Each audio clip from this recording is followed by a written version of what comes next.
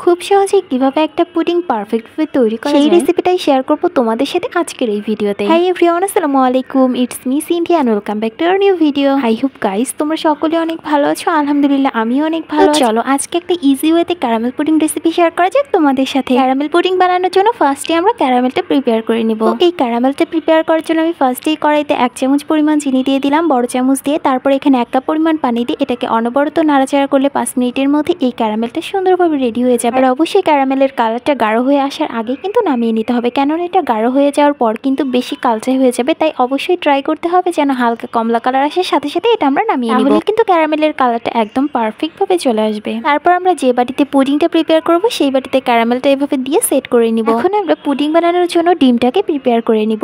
আমি এখানে 3টা ডিম নিয়েছি, এই জন্য আমরা যে পরিমাণ মিষ্টি খাই সেই পরিমাণে 1 চা চামচ চিনি দিয়ে দিয়েছি, বড় চামচ দিয়ে। আপনারা যে যার স্বাদ মতো চিনি ব্যবহার করবেন। তারপর এটাকে ভালোভাবে ব্লেন্ড করে নিব।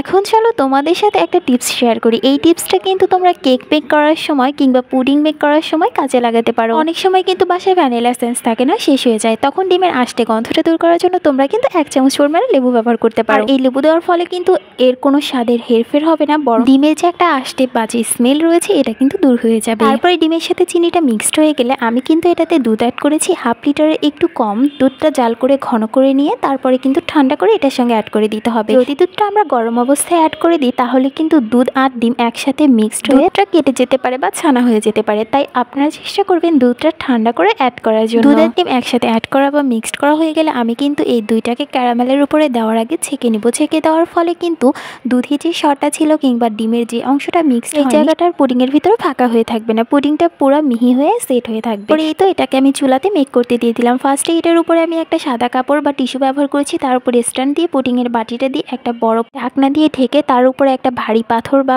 কিছু একটা দিবেন ভারী, যাতে ভিতরের বাতাসটা বাইরে চলে না আসে। এখানে 30 মিনিট আমি পুডিংটা মেক করে নিলাম। 30 মিনিট পরে আমি একটা কাঠি দিয়ে চেক করে নিলাম যে পুডিংটা পারফেক্টভাবে প্রিপেয়ার হয়েছে কিনা।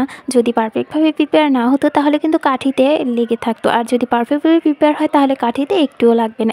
এই যে আপনারা দেখতেই পাচ্ছেন ক্যারামেলটা কিন্তু একদম বাটিতে লেগে নেই, একদম পারফেক্টভাবে প্রিপেয়ার হয়ে গেছে। আশা করছি আজকের এই পুডিং ইজি রেসিপিটা তোমাদের কাছে অনেক ভালো লেগেছে। দেখা হবে নেক্সট কোনো ভিডিওতে। সেই পর্যন্ত সবাই ভালো থাকবেন, সুস্থ থাকবেন।